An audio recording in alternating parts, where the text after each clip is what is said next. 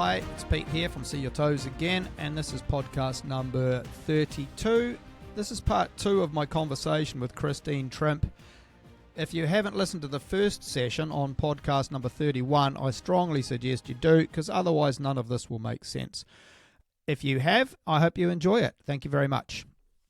Oh, for certain, when I look back, I had undiagnosed mood disorder for sure. I was a very moody person. My kids actually called me Krabby Patty all the time, and I regret those days so much. Anything would send me flying off the handle. I used to blame it on my Irish heritage that I had a temper, right? But now I know better. It was me having a mood disorder because I was not eating well. I was not fueling my body well.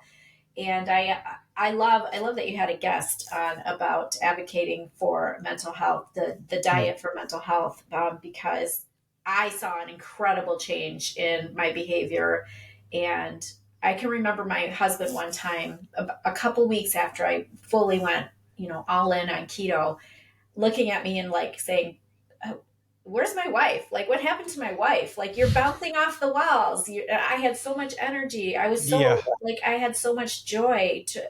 I never understood true joy until I went through this lifestyle change. Because joy used to be based on my circumstances. If you made me angry, I might fly off on the handle with you, or I might hold a grudge against you for years. But now I have this joy, which I carry with me every day, and it's despite my circumstances. I've gone through really a lot of suffering in the past 7 years.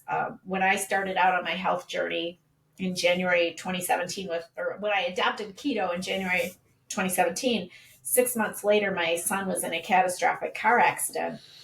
And ever since then, I've had to be his caregiver. You would not know that he is ill, but he suffered a traumatic brain injury. And so our life flipped upside down.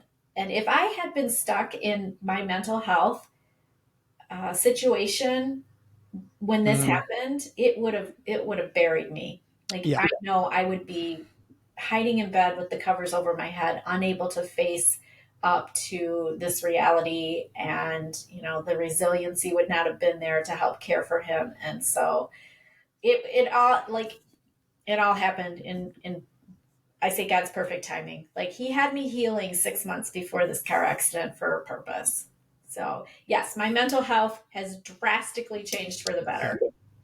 And that's really important because there is so much evidence to show that and effectively sugars, which of course starches, as we've just said earlier, starches get converted into sugars, so they're all the same thing. It's just that they start off differently. Yes. Affect your mind as much as they affect your body, and that's people are now showing scientifically that it's all to do with brain energy as body energy, and if your mind hasn't got the energy it needs, it shows up in various forms of mental illness. Yes. Yeah. And I regret all those years so much, how moody I was. But I also lived in brain fog. Like, looking back, I can look back and think, like, I felt like I was moving through thick fog every day, just trying to get through the day and just longing to get back to the point where I could crawl into my bed and find some relief, try to find some rest. I wasn't resting well because of the sleep apnea, but yeah, things have dramatically changed. And I'm so happy to see all the science emerging and the books that are coming out about the mental health and how we can help it with proper nutrition. It's very encouraging. Well, forever, of course, if you had mental health issues, and I'm going to throw depression, bipolar, and schizophrenia into that mix. So, they're all very serious illnesses. And for decades, for all of our lives, we were told that if you had one of those, basically you could see a shrink. They're called therapists, that's right. You could see a therapist, you can go on drugs. Worst case scenario, you get put away, of course, where you don't so that you don't hurt yourself And now we find out that and I've got another lady coming in on Friday to talk about, she put schizophrenia into remission. Oof. And I know. And this is the thing. And this is through diet. It's through the foods we eat, or more explicitly, the foods we don't eat, because getting rid of those damn sugars Yes. is the crux of all of this. And it's funny, I'll only say this briefly, but it has been proven, that I've got a book around here somewhere. There it is. Nature Wants Us to Be Fat by Richard J. Johnson, MD.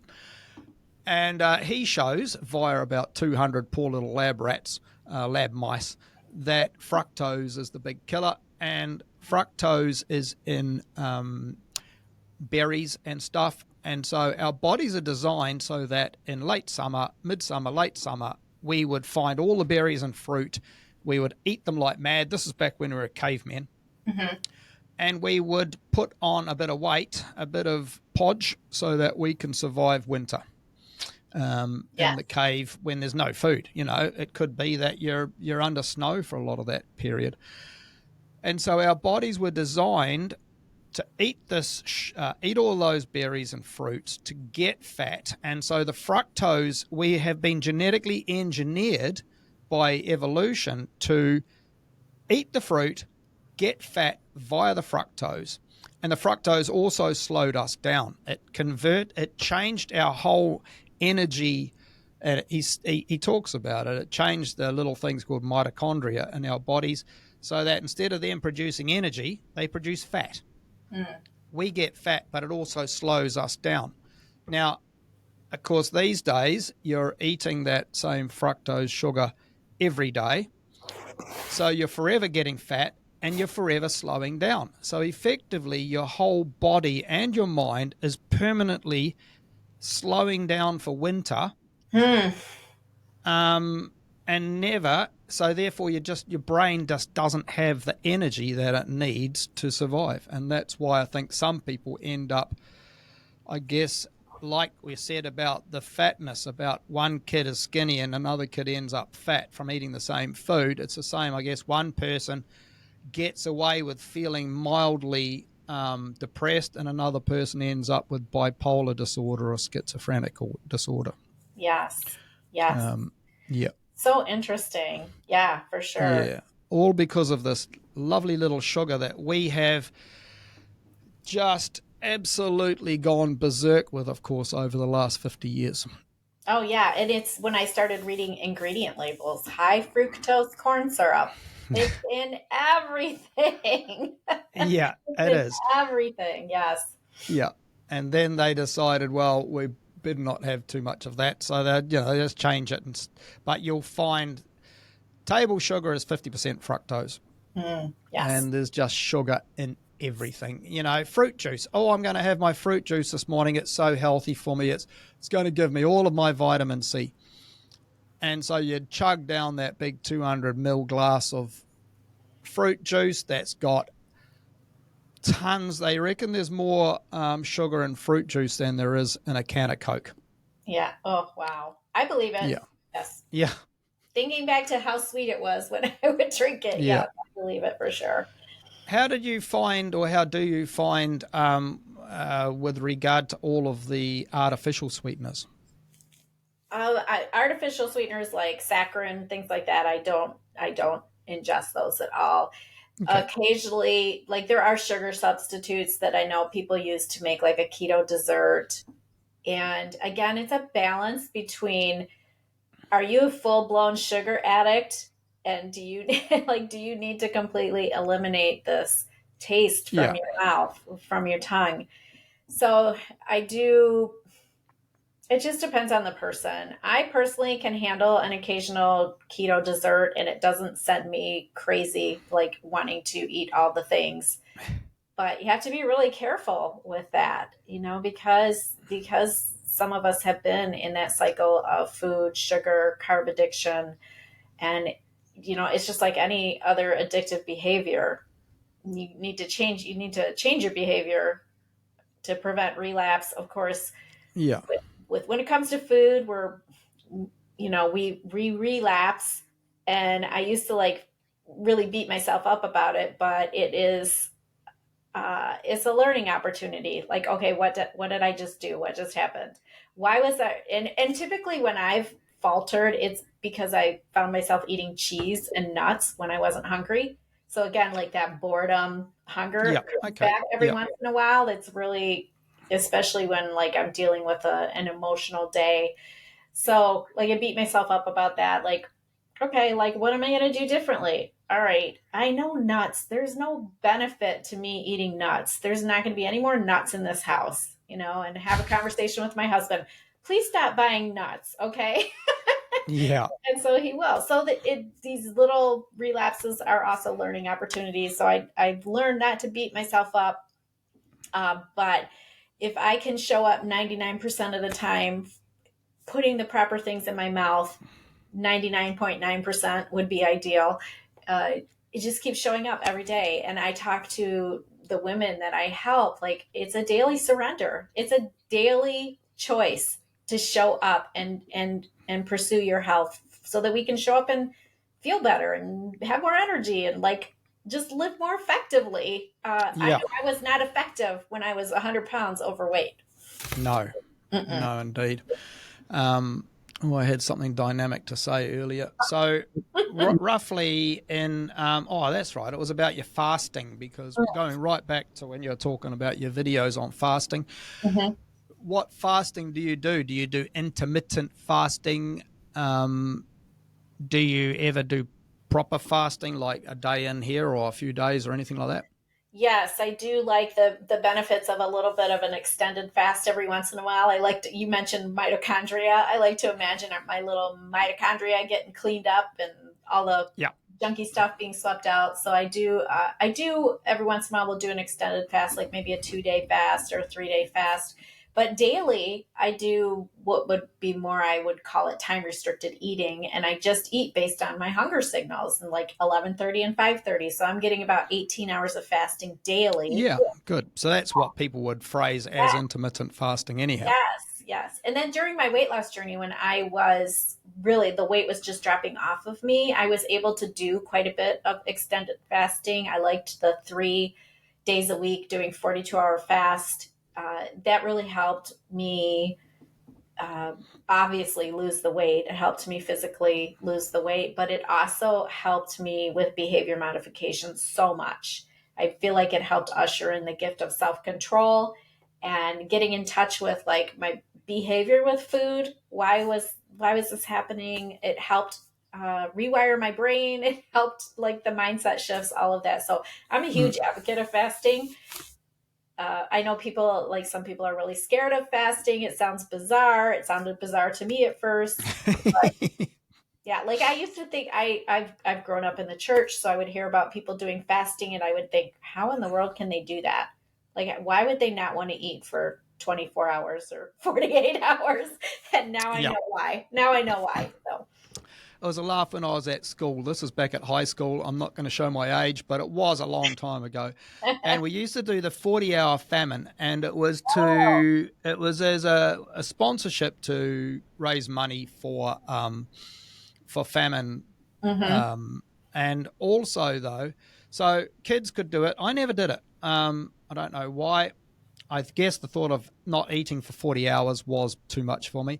But Mm-hmm. when I'd noticed though that the 40-hour famine, the kids could still eat as many barley sugars and lollies as they wanted. So I'm thinking, poor little African kid, they don't get barley sugars and Right. lollies, sweets for their 40 hours of famine. So, in fact, I would have thought that would make it worse. You're starting to feel hungry, so I'll have a sweet. That's not going to help anything to do with how you feel about being hungry. Anyway, so that was one thing, but certainly I have done a 48-hour fast. I've done lots of 24-hour fasts. Mm-hmm. 48 hours was my max, and I must say that was a struggle. It was funny, by the end of it, I wasn't struggling because I was so hungry. It was almost like my mind kept saying, "Come on, Pete, you've got to eat." It was like voices inside my head saying, "Come on." Um, so, but I quite often enjoy a 24-hour fast at least. But it is supposed to be very good for you. And again, you get so many naysayers telling us how it's going to catabolize all of our muscles. We're going to come out looking like starving Biafrans. But of course, there's been so much literature to show that it's the chance for your body to do some serious spring cleaning.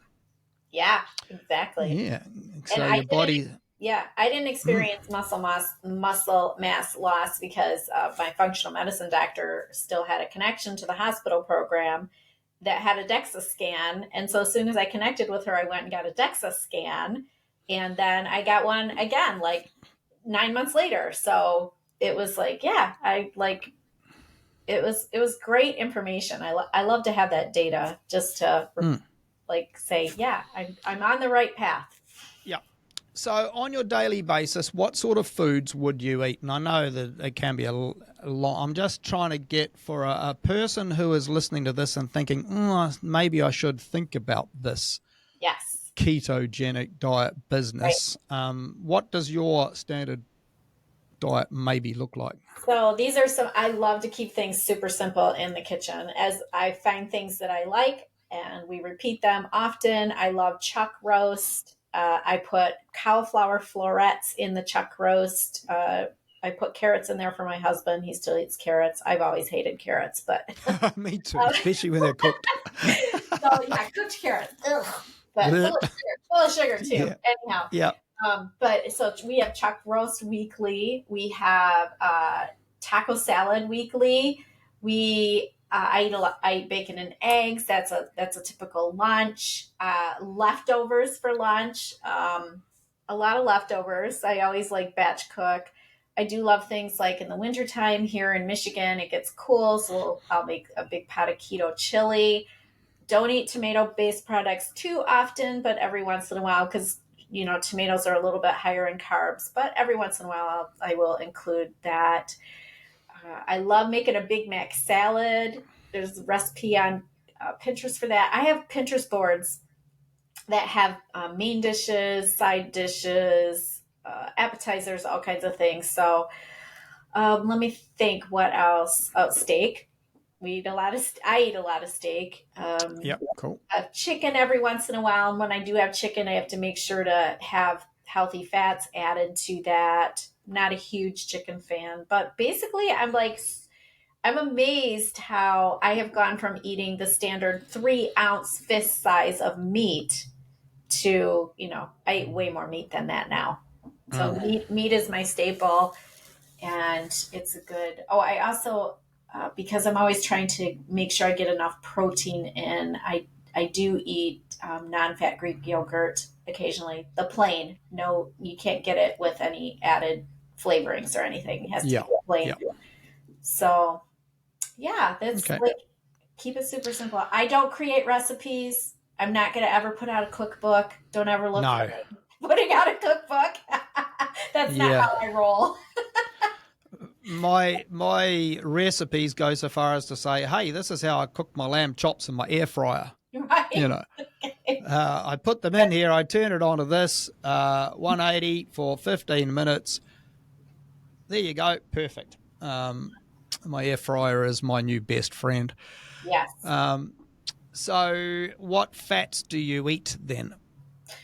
Okay, so the chuck roast, when I cook that, I'll put a stick of butter on top of it. So butter, the fats from the red meats that I eat. I will cook with a little bit of olive oil or avocado oil, drizzle olive oil on my vegetables. But I would say that probably butter is the main go-to for me. Okay. Mm-hmm. Yeah. Mm-hmm.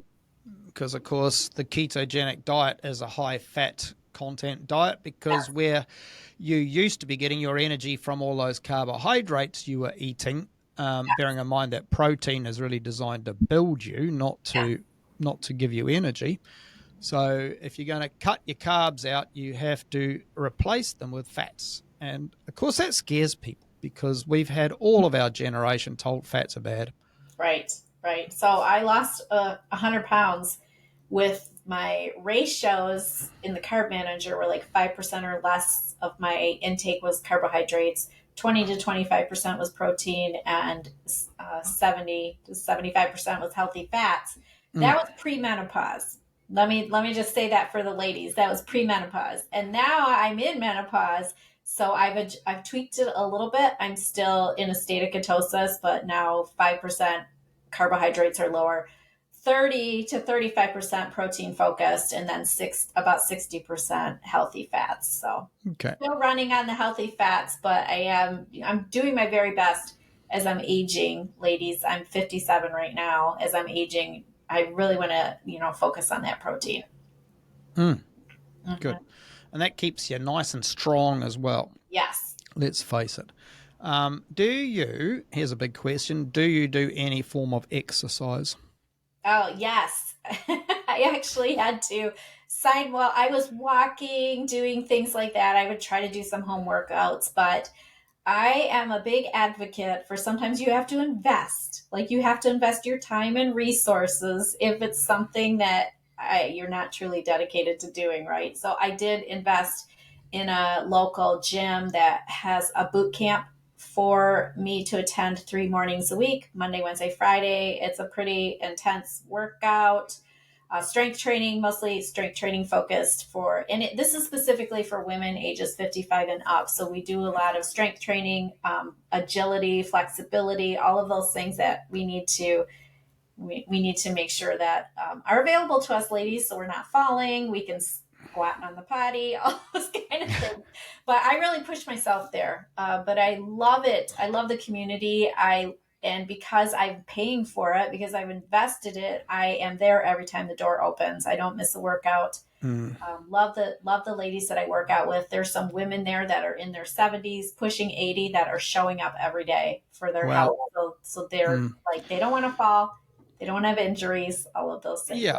And I think that's great, because a lot of people will be thinking, oh no, and I've had this chat on other podcasts. Oh no, I'll just do some exercises at home. And of course that lasts for a few weeks, and generally you'll end up, I'm too busy, I'll do it later. Yes. And then you don't do it at all. Whereas the gym, I love the gym. I'm going to be going there after this podcast. I'll shut down and jump in my car and drive off to my gym, which I go most nights, and I do strength training a lot of the time, trying to incorporate more cardio. But people going to the gym and, like you say, paying for a membership, and some memberships are more expensive than others. I don't feel that you need to have a spa bath there, or a plunge pool, or massages, or all the other things that you can spend loads of money on. But good equipment, you end up, like you say, you're in classes and so on. Most of them have classes. You get to meet lots of people. You end up with the same community of people every time you go to a class. Yes. And it becomes great. And you motivate each other, and you look forward to getting down to the gym. And if you haven't been to the gym for ages and you go down, people aren't going to laugh at you. They're not going to poke and snigger and sneer behind your back. They're going to say, welcome. Yes. Yeah, that's the kind of community I join, so I love it. And also on the days that I don't go to the gym, because I have they're scheduled Monday, Wednesday, Friday mornings. I went to the gym before we hopped on this Zoom. But on the days that I don't, I actually have a puppy who needs a lot of exercise. I have a husky. I have a Siberian husky. He needs a lot of walks. So that's what I'm doing on the days that I don't go to the gym, is making sure that he gets his exercise and making sure that I get my steps in. So how far would you take him when you take him for a walk? It depends on the weather. If it's a really hot day, we can only go like a half a mile, but on cooler days we can go. I usually take him about 2 miles around the neighborhood. So I've got a little Jack Russell Terrier, and and she's much the same. I generally try to take her for a couple of miles if I can at my lunchtime, and if I'm running short of time for work or whatever, then I'll just take it to the local park, and it's a big park. We walk around the Yeah. park. I've got a ball to throw around. She chases squirrels, Yes. chases other dogs. So yeah, it's all fun. Yes, and then when things are really exciting and my husky has a possum in his mouth, I get to run around the backyard and try to save the possum. Exercise too. Yeah, that's right. Yes. I guess if he kills the possum, you end up having possum soup. Oh yeah, yeah. He's never killed one yet. They all play dead pretty well, so it's worked Mm. out. It's worked out for them. So We used to have in New Zealand, I grew up in New Zealand, oh and we used to, again, this is a long time ago, and we're kind of country bound. And so we used to, my brothers and so on would shoot rabbits, which were a vermin, um, introduced vermin. And so they'd shoot rabbits. I ended up having to skin them and gut them. yeah. I always got the good jobs. Um, and same with possums. They'd shoot Australian possums in New Zealand. Oh, They've Australian possums in New Zealand have almost eradicated a lot of the native forests in New Zealand because they've got no native predators. They just went berserk and they loved the native trees. So we used to go out with a spotlight because they're nocturnal, and we'd shoot them at night time. mhm. Skin them, gut them, chuck them in the freezer with the rabbits. Now, the possums were dog food, the rabbits were human food. I remember one time though when my mother got it wrong and we cooked Oh, up a possum instead, and it was extremely tough. oh, There is nothing enjoy. This is an Australian brushtail possum, but there was uh, nothing nice about this possum. Although I must say I was never fussed on the rabbits either. I've always found them dry. Mum used to overcook them. mm, They're dry. They've got such a low fat content that yeah, they are just like yeah, for 5 minutes right, trying to eat through a bit of right, flesh. Yeah. yeah. Oh, those were the days. I've never had rabbit, and I most definitely have never had possum. So Yeah, yeah, yep. There you go. yeah, That's something for you to think about. yes, So you've finally got yourself, you got yourself 100 pounds off. yes.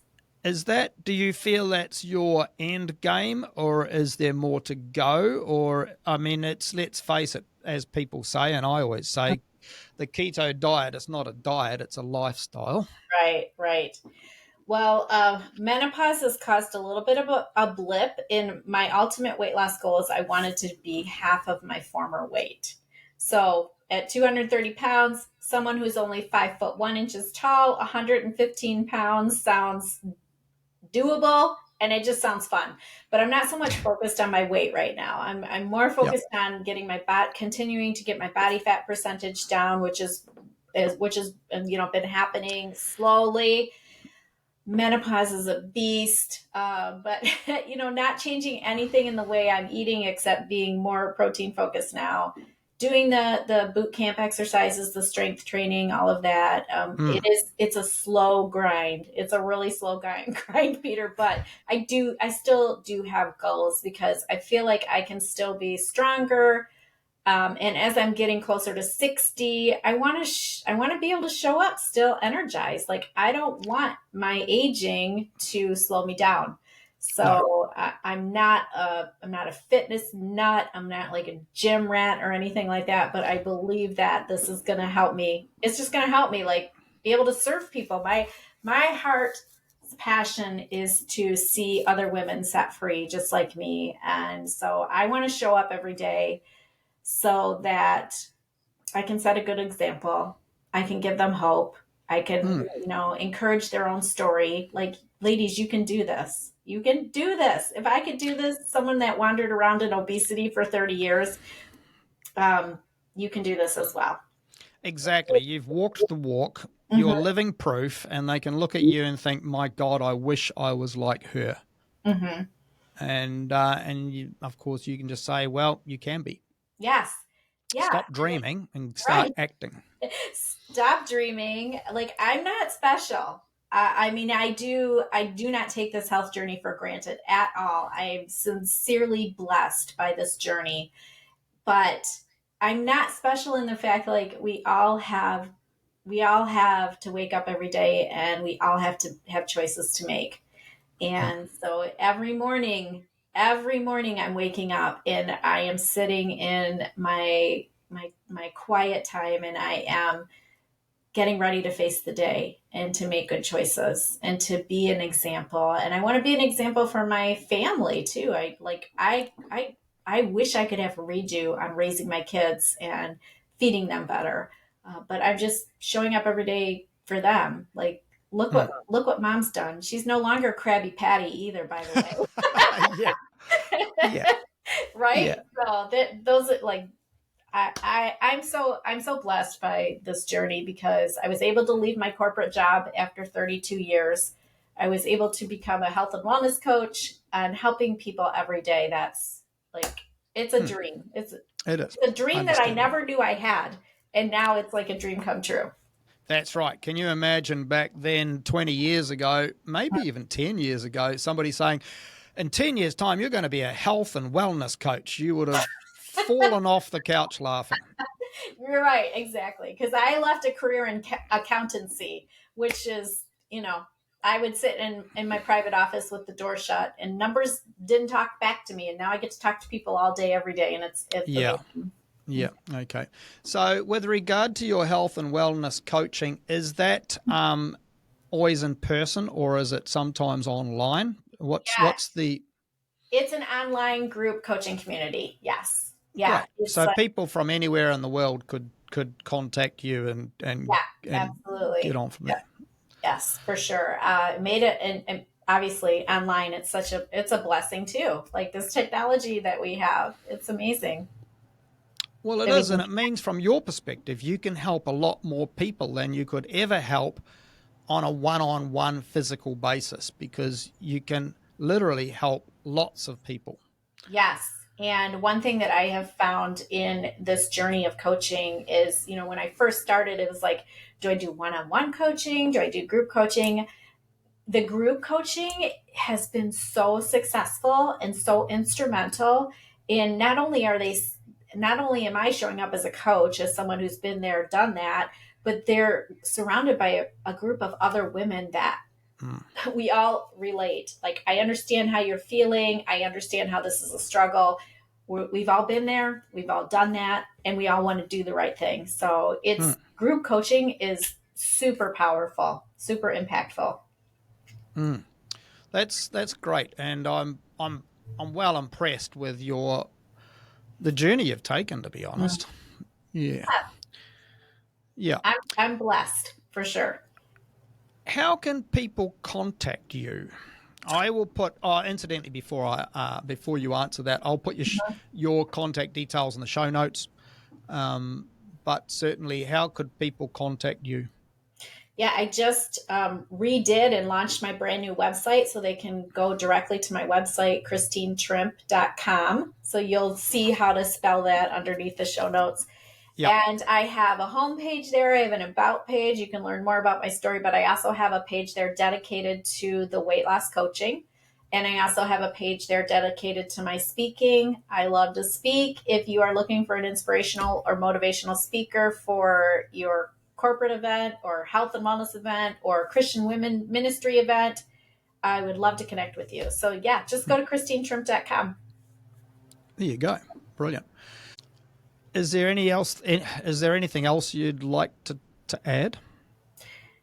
I just want anybody listening today that maybe feels stuck in that, like I was stuck in those 30 years of trying all the things, trying like I thought this was in my best interest of my health, that there is hope for healing. It can be done. It can be accomplished. After 30 years, I never imagined in my wildest dreams that I would be able to live at a healthy weight and maintain it. Maintenance is key.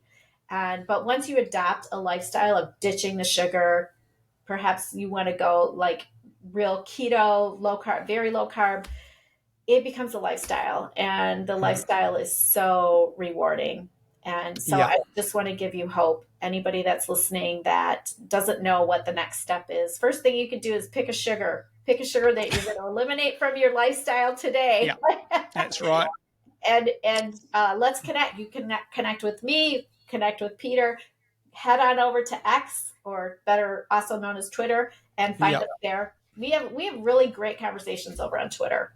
No, that's right. And there's certainly a whole bunch of people you can follow on the keto or carnivore space. A lot of the people Yeah. I end up following at carnivore, they seem to be more vocal than the keto people. Right. Right. I agree. Yeah. And it's a way of I guess it helps inspire people as well. Mm-hmm. So, yes, that would be great. So I'll post all of that information in the show notes. And I guess I'd like to wish you all the best in the future, Christine. Same to you. Thanks for showing up and doing what you're doing to inspire people, providing these podcasts. I'll be really interested to listen to the guest advocating for the mental health healing.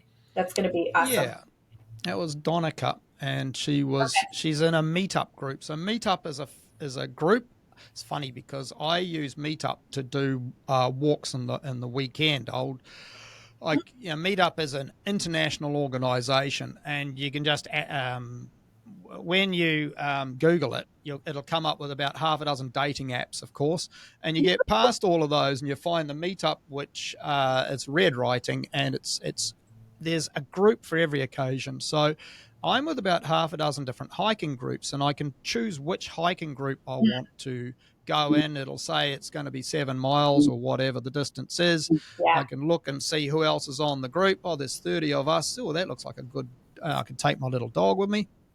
Yeah. And then I was doing something, and I saw that this lady had a meetup group for mental health. I thought, wow. So I contacted her, and we ended up having a chat on a podcast, which is great. So That's there you go. awesome. I do have one more inspirational thing to share. Remember when I was talking about I couldn't go up that mountain path, and you just mentioned hiking. I did return to Colorado, and I hiked up that path, and I've done a lot of extreme hikes since then. And the one thing I remember when I was finishing up writing my book, that my book Sugar Freed is going to release in October, as I was writing the last chapter, I remembered what my husband said to me when he came back down that trail that I couldn't climb. He came back down and he said, "You were so close." Like, I was so close getting to that lake that we were heading to. And that it just struck me so emotionally when I remembered that he had said that to me, because we are so close, so close to the healing. And I just want to give people hope. Like, you can do that. You can be right. Like me. You can be so close. So let's just step out in faith and do it. Yep. Excellent. Mm-hmm. All right. Well, all the best then, Christine. And like I said last week, I hate goodbyes. So, good luck with the future. Thank you. I'll see you over on X. Okay. All right. Thanks, Christine. Bye-bye. You're welcome. Bye. Thank you, Christine. I hope everybody who is listening enjoyed that conversation. It is brilliant what Christine has managed to do with her life. Considering where she's come from, that is quite amazing. If you want more information about the ketogenic diet, then I have written a book about it. It's called See Your Toes Again. It's 200 pages long, and it's available on Amazon. I'd love for you to buy it and have a read. And, of course, if you have any comments about it, you're welcome to come and tell me. Although I say on the cover that it's designed for men, the book, it's designed for everybody. There's no discernible difference between being a bloke and a woman when it comes to carbohydrates as far as this book is concerned. So if you're not a man, then please don't be shy about buying it. It is designed for everybody, and I'd like to think it's a sort of book that everybody can get something out of.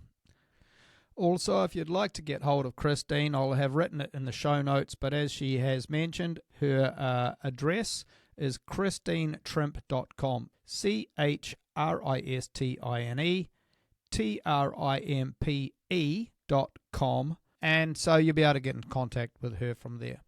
Anyhow, thank you very much. Enjoy yourself. Bye-bye.